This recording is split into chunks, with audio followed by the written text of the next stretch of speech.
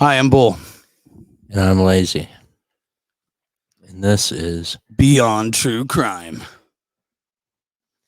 we're going to tell you guys some of the best true crime stories beyond anything you've ever dreamt of hearing in your life. And they're right here.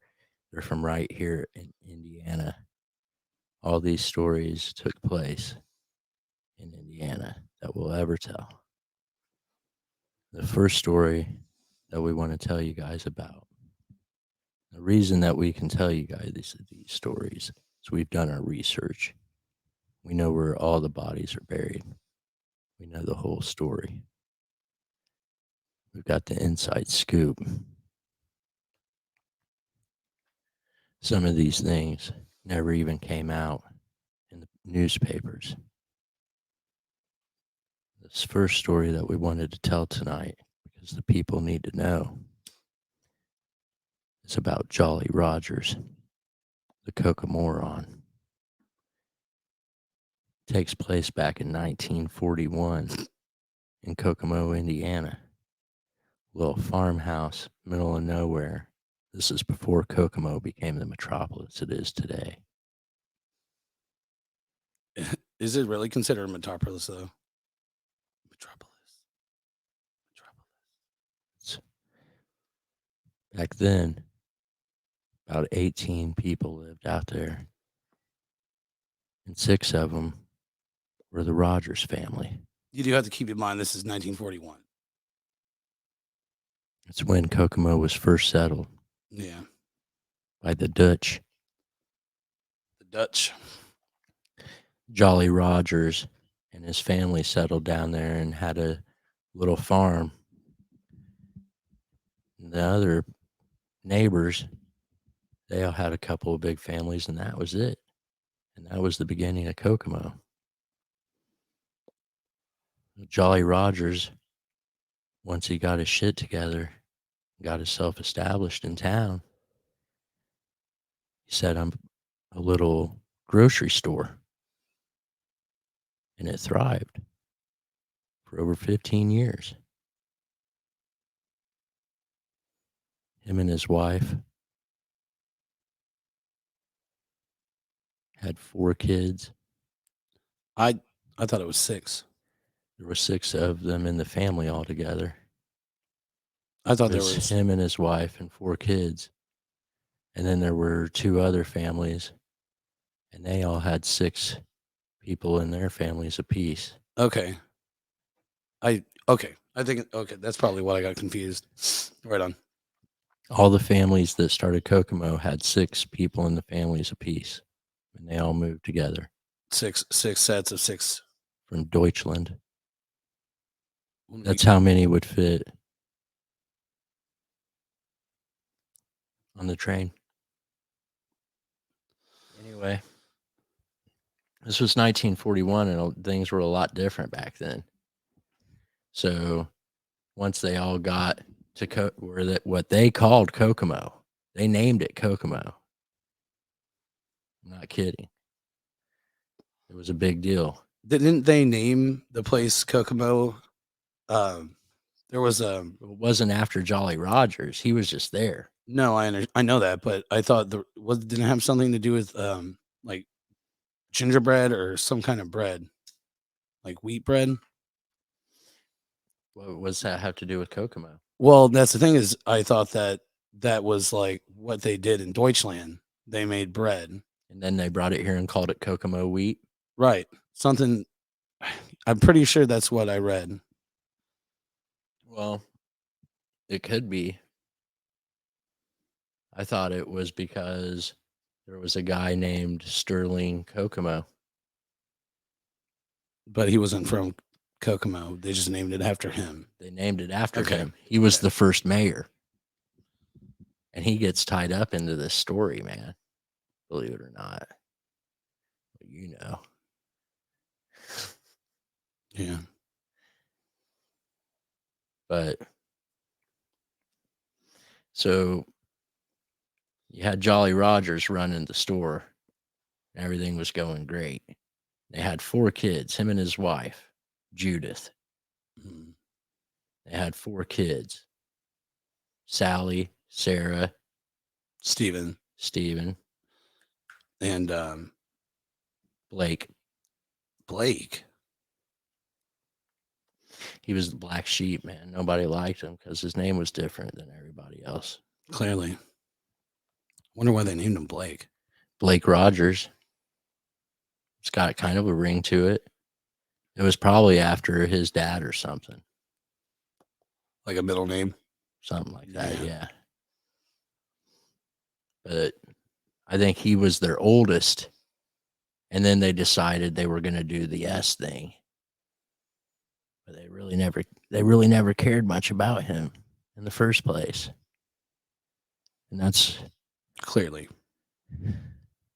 it's kind of part of the story. Because Blake Rogers would go to the store on Friday afternoons with his mom. And she wouldn't hold his hand because she was ashamed of him. And Jolly Rogers was too busy taking care of customers one day. And Blake Rogers disappeared.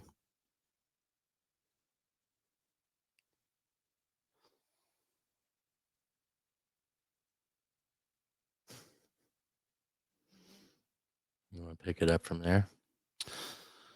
So police started an investigation and they could not find any evidence. They checked all the video cameras, they checked all the microphones they had installed throughout the building, and they had no way of figuring out where Blake went.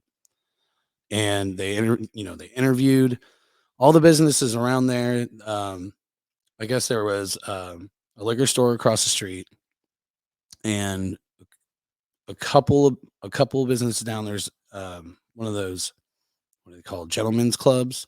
And there were only 18 people in the town. So it was super impressive that they were starting all these businesses. I know, but I mean that's what. But a lot of tourists were starting to come through Indiana, and people on their way to Detroit to try to work for the auto factories. I was pretty sure that their main lines of business in Deutschland were bread, liquor, and yeah. So like when they started bars Kokomo, they kind of had a lock on that, right, and it blew up quick as shit. Yeah. Well, it started with 18 people. Either way, they couldn't find any evidence of. They couldn't find any witnesses. They couldn't find any evidence that you could see. Nobody saw him leave. There was no video or any type of evidence, and the investigation went on for what seems like like a year, but it was really only a few months. But everybody was so worried about him, and it was in the news every day that it seemed like a year. Exactly. It was serious shit. News made it to Indianapolis. This is back in 1941, so it took time for word to spread. Yeah. But once they found out in Indianapolis about it, they sent in the FBI because they wanted to find this kid. He was a cute little kid. He was only six years old. And Sarah was 5. Steven was 7. No, Steven was 4. He was 4? Yeah, Blake was the oldest. Sally was only 2 years old at the time. And those kids were home at the time. It was just the mom. And she took Blake with her to the store. And the kids were at home with their older cousin and their aunt. And their names were Daryl. It was Daryl and Suzanne, wasn't it? And Suzanne. Yeah. Yeah, that's right. And what's interesting is those two, the further we get into the story, you're going to find out they were heavily involved in a situation prior to this that led the FBI down a completely wrong path. So they had some action in Kokomo. It was maybe the week before this, and there were like reports of like lights in the sky, like basically claiming like UFOs. So they thought that maybe Blake had a connection with that.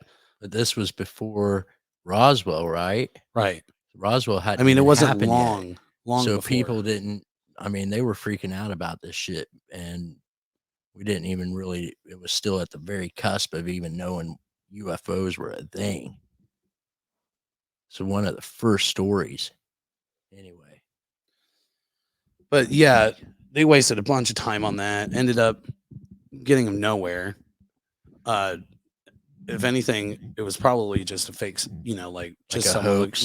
looking for attention. But they spent a ton of time uh, looking into that and trying to see if there was a connection there. There's probably pictures that people could find. I mean, if you were to go to Kokomo right Kokomo, now, Kokomo there's people, UFO, yeah, 1941. right, that think that there is a connection to it, but there isn't. There's no connection to it. No, uh-uh. And so some people might have thought that the aliens abducted Blake. Right, but Is no, what was going on. not the case. But that was just a huge red herring because they had planned that week before to do that so that there would be part of the mystique of this whole thing because they wanted people to think that he had been abducted by the aliens. I don't know. But Part of me wants to believe that it's true, but well, the thing of it is it's not true because 7 years later they found Blake. right.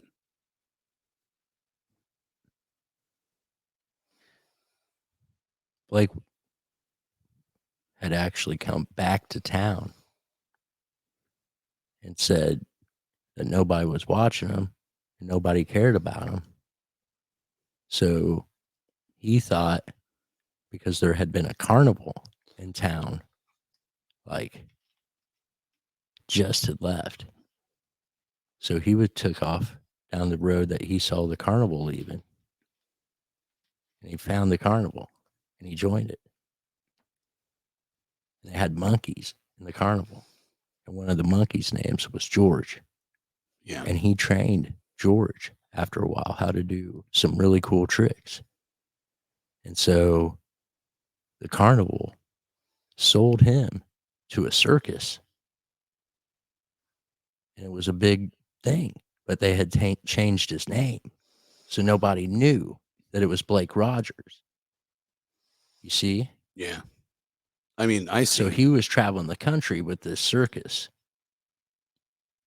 And it happened to be the Sterling brothers. Yeah. I wonder whatever happened to old George. I didn't read anything about that. George the Monkey? Right.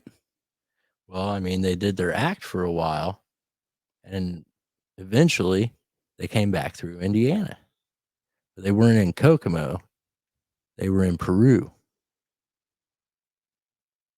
Everything just went blank. You froze. Just me. Just you for a moment. So we're still going. Mm-hmm. All right. It's back. That happens sometimes. So anyway, the circus was up in Peru, which is really close to Kokomo. Mm-hmm. And at that time, Peru was like a bigger deal than Kokomo.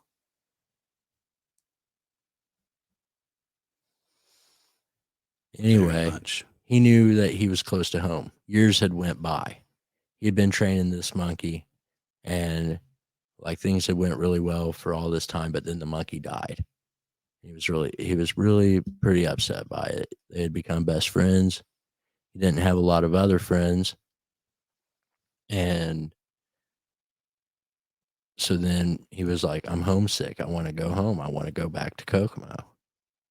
But when he got back to Kokomo, so now he's like 13 years old. And everybody thought that he had probably been abducted by aliens. But he didn't know that. He didn't know that that's what they thought at first. So when he comes walking back into town, he thinks he's going to be like in trouble for running away. But they're all like, "Holy shit, he's back!" Right. They buried him literally. I mean, not his body, but they had a funeral and everything. They really thought he was dead. They waited a couple years, but I don't know. They never, they buried him. They had a funeral, but they didn't even. They disliked him. They were so ashamed of him. I mean, before he disappeared, it wasn't even the gravestone. They just put like a rock. Just That's put it, Steve on it. Blake.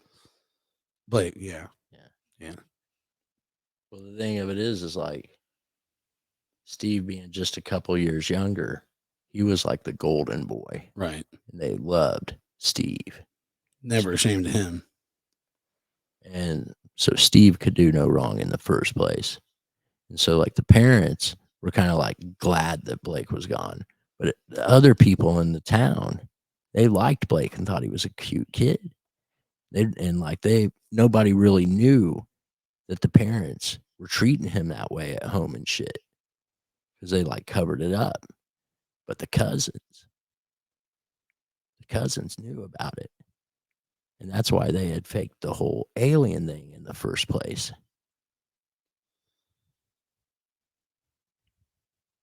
But they started doing the alien shit and they were planning on taking Blake out. And they were going to keep him for themselves because they thought like they were going to take him and run away. And everybody was going to think that the aliens had done it. But they never got a chance to because Blake had ran away with the circus. So the FBI were like searching all over. He had just walked away and nobody noticed because his parents weren't watching him. They didn't give a shit. But once the story came out and they got like the newspapers asking about it and everybody's looking for the kid, they kind of like made up like a sob story or whatever. They made it, oh God, he's missing. It didn't come out till later when he came back walking into town. Like now he's 13, he's telling people the story later on, you know, but not when he first came back. Because when he first came back, everybody thought he had been abducted by aliens. And so they're coming at him like that. And he says that he was. And he says the aliens brought him back home. So then his parents are like, all right, we got to fucking like take him back in now. But they were really kind of shitty about it. So he comes home. So he's like a hero in this town. And everybody wants to know about like him being on the UFO. And so he's running with the story like he was and telling everybody that.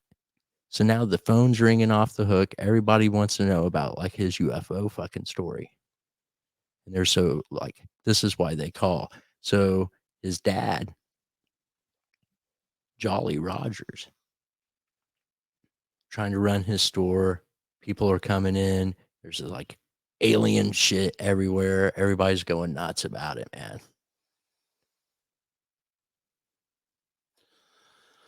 Yeah.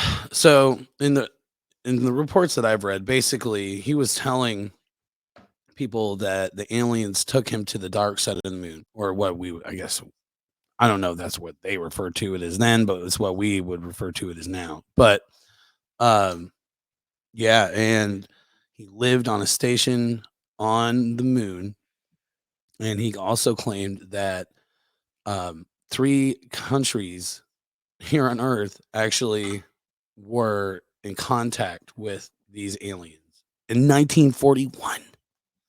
This was blowing everybody's mind. Blowing everybody's mind, freaking everybody out.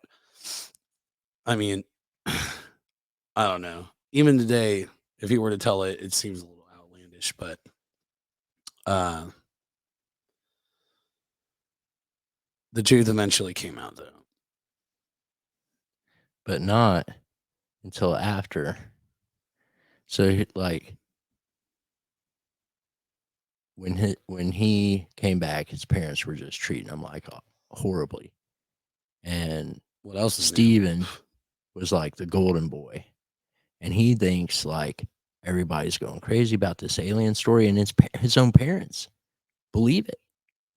They think he was abducted by aliens, but they just are so like they were glad he was gone. So now he's back, and it's just like, okay, cool, aliens, whatever. While everybody else is going nuts. So it's like he thinks he should be a big deal, but they're still like all about Steven. The other kids were like good kids and everything, but for Jolly Rogers, he always was like treating Steven the best and taking him out with him and letting him ride in the front of his truck with him to the store. He'd be at the store all day playing with him, but he never did that with Blake. He always left him home with his mom and with the other younger kids. So one day, and I think he had been back for a while. So it's like the alien stuff was starting to die down a little bit. And yet, nobody was really thinking about it at the moment. And Blake went into his parents' room. He was only 13 years old. And he had made a noose out of his siblings' shoestrings. And back then in 1941, shoestrings were like basically like rope. Yeah. They were like, it was like rope. Like nowadays they're trying to make things cheaper, so it's just not, Well, made in China basically. And they were Dutch. Yeah. So it's like a lot more rope and stuff being Mhm. used just anyway. So, but he made a noose out of these shoestrings. And his mom was asleep, fast asleep. So was his dad, Jolly Rogers. Now, when he came in, and this is why they call Jolly Rogers the Kokomoron, he tied the noose, and his dad woke up while he was tying the noose. Because when they found his dad, he was outside the bed and had made it to the window. And they're like, there's no way that he could have overpowered, like for him to get to the window. And then he ended up, there was like a thing hanging off of the window that he got the noose finally around his neck and hung his dad from the window. So, and also because like, I guess when this whole story came out, they found out like his dad was basically like giving the food away because there were so few people buying the stuff at his store. And so he wasn't making much money and they were in a lot of debt. And so a lot of people, because back then people were just like kind of crueler and they were like, well, in one way, he kind of did his dad a favor, because he was a moron with money.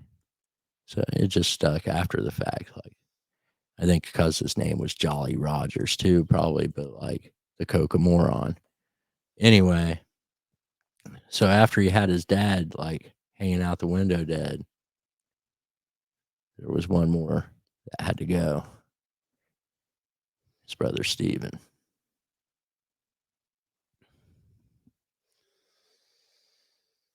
So Steven's death was a pretty shocking story. It made national headlines. They had found Steven's body buried on the property behind the supermarket that Blake had shown up missing in. And the body was burned. And they also found in the autopsy that he had been stabbed one time. Yeah. When you stop and think about In his foot. Man, that's messed up. In his foot. But And the he body bled was out. complete. Yeah. He bled out from his foot. I guess they Well, they thought while he was trying to run away.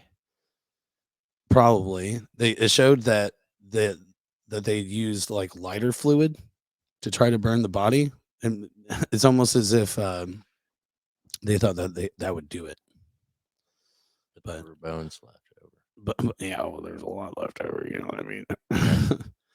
Probably some livers and some intestines that right. didn't burn all the way through. Yeah, and so they didn't. Probably his teeth still were in his skull You know, back and easily identifiable. yeah, they didn't have the science that they have today back then, so it's not like they could do um what do you call it? The DNA test. yeah, stuff like that.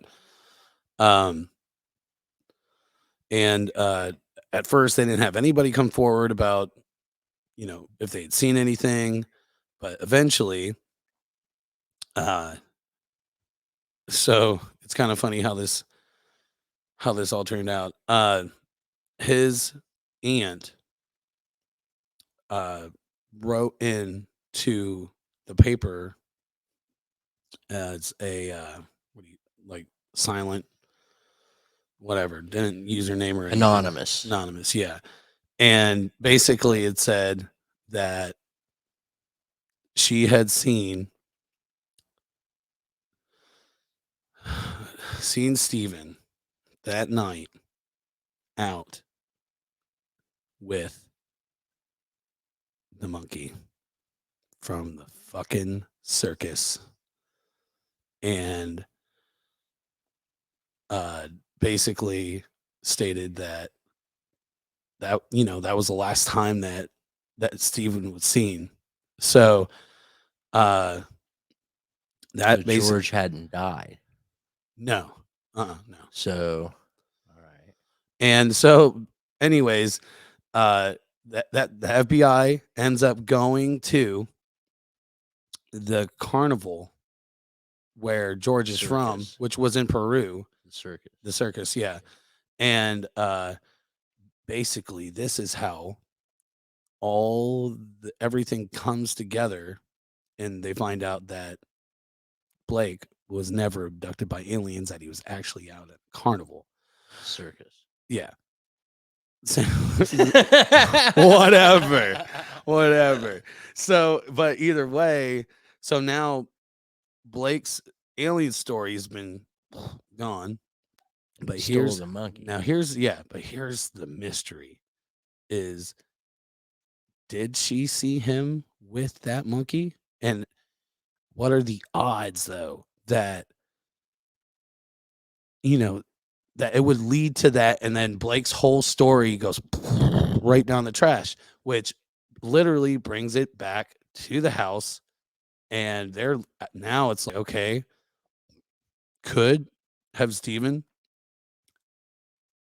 like literally really been with the monkey? Was Blake how is this possible? Because Blake's already dead. Blake's not dead. Steven's dead. Okay. And they stole Steven with a monkey. And so the last thing anybody saw was Steven. But did she really see him with a monkey? She thought like her eyes were playing tricks on her. But she was like, I could have sworn I saw him walking for a second with a monkey, but it was just out of the corner of her eye because their house was like catty corner. So it was hard to really tell. But like when she told the cops, like, I'm telling you, it looked like he was walking with a monkey, and then we never saw him again. So they were like, well, it's weird because everybody thought George the monkey had died and that old boy had just taken off after the monkey died. But really, George hadn't died, and he had him in his trunk. He had fooled them all. He had said that he had buried George and everything because it was always him taking care of him. He was his best friend. So everybody was just like, okay, he died and he buried him and he's sad and he made a big deal about it. And then he actually was keeping George alive. So when he comes back to town, and he's got George trained. So George, basically, while he was killing his dad, he had George picking up Steven and taking him, and they were going to take him to the store. when he comes down and sees George walking outside, and he looks over and he kind of sees, like, oh shit, she's standing over there on the porch. But they are going to the store. George's doing great, but he's worried that she's going to see him, so he goes around the house. Somebody saw him do that, but it didn't really come out until like the court that somebody could confirm like that. But so him and George take Steven into the store, and that's where they stab him in the foot. Now he's bleeding out. There's nobody can hear him. Like he's in the store. It's closed up. It's locked up. He had stolen the keys from his dad when he killed him, hung him out the window. But like the whole monkey thing. So nobody, like, at first they thought that he was just looking, like, the lady didn't think that he was killing his brother. They didn't see him with his brother. She said, I just saw him running. So at first everybody's thinking, like, was he just like looking for his brother? You know? Because nobody wanted to. And then, like, with the monkey story, so it was throwing everybody off. His dad's hanging out the window, monkey and his brother. They find his brother buried, stabbed in the foot. Pretty hard way to let somebody bleed out. So it was messing everybody up. Then they had burnt his body, but he was already dead when they burnt the body. Then they buried it, him and the monkey. So he sent the monkey back. Like, he had the monkey, he was keeping it like out in the woods or some shit. So for days, everybody's kind of like not sure about this monkey story that the aunt's telling, but they're kind of like, there could be a loose monkey, because nobody actually had seen George dead except for Blake. So, of course, at first Blake's like, no, somebody must have broke in, killed dad, and kidnapped him. So it took him about 3 weeks to really put together the whole thing. So yeah. To this day, that case ended up being dropped because the mother, who was the only one that even slightly cared about Blake, once she put it all together herself, she murdered him. And that's why, earlier I kind of spaced it there, because it's a 3-week period. There's so much that happened in that short period of time. But they ended up dropping it. The monkey, I think they put the monkey down. It was either they put him down or he ran away. I think you're right. What it is that he convinced his mom that, like, it was all George's idea. And she's kind of like thinking it's crazy, like the monkey is telling him to do this shit. Right. But believes that he really believes that the monkey was in control of this whole thing, because she's just lost her prize son. And so heartbroken, she doesn't want to lose another son. I think she just wanted so badly to believe his story at that point.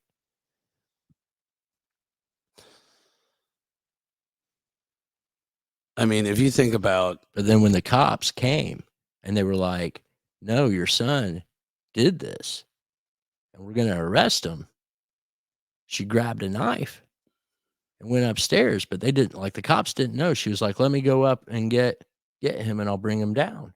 This is 1941 that nobody thought. But she had secretly grabbed a knife and she went upstairs. This is the worst part of the story. Yeah, so she basically tied this kid up and cut off all of his fingers, all of his toes, his nose, cut his hair.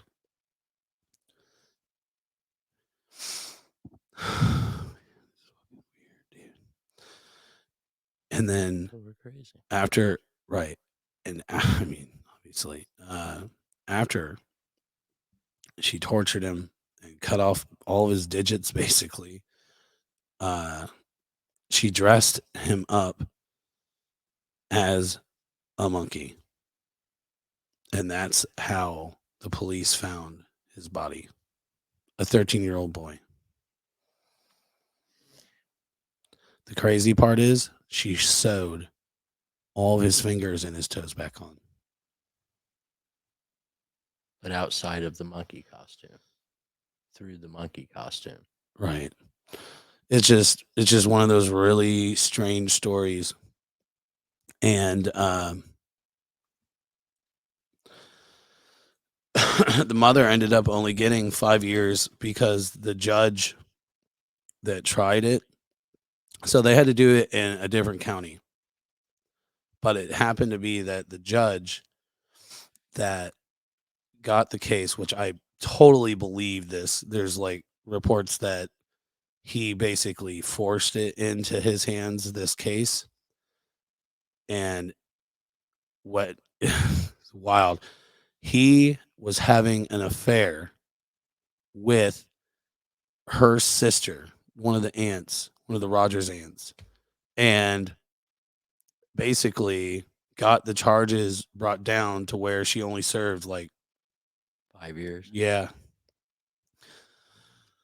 It's by far the wildest story I've ever heard about anything from Kokomo outside of the stolen car that She got out 5 years later, and they gave the other kids back to her, right. and they made a big deal about that.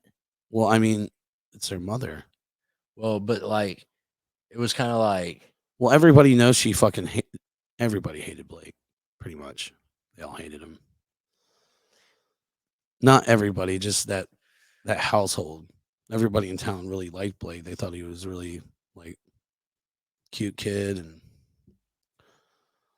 I don't know. It's so wild.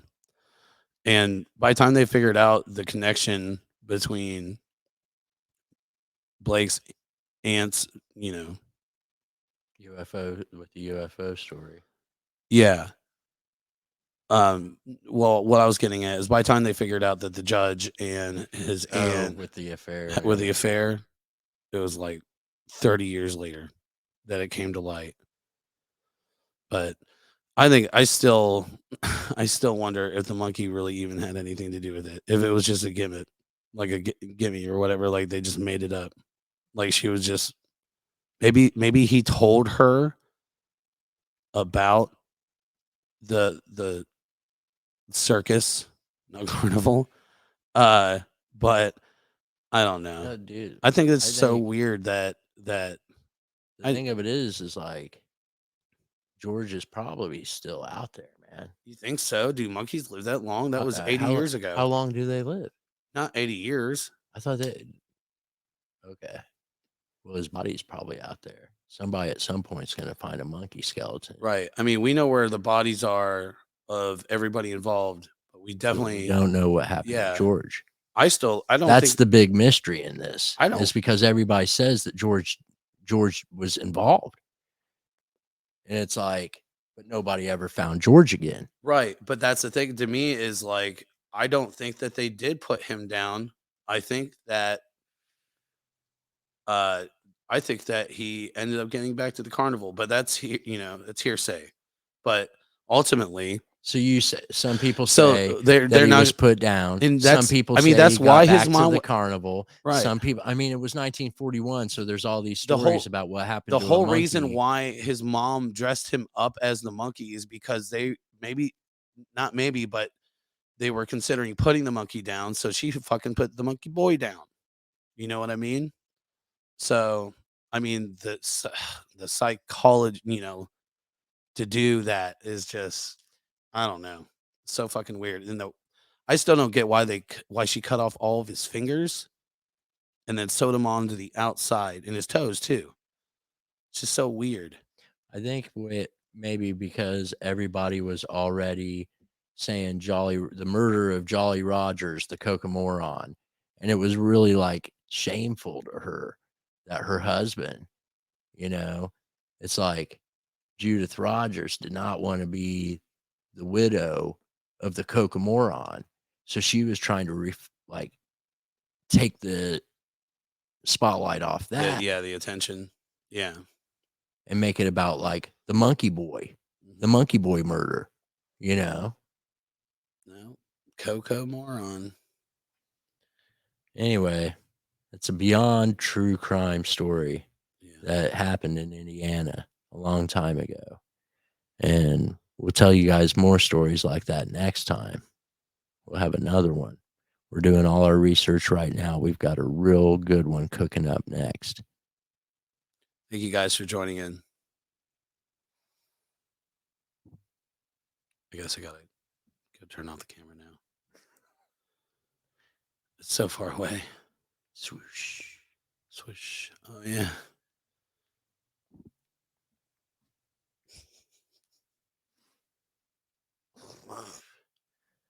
Next time it'll be the story of Swoosh Shepler. Bye, everyone. You know that story. That's a close one to us. So you should be too. Don't be so close. All right. Thanks, guys.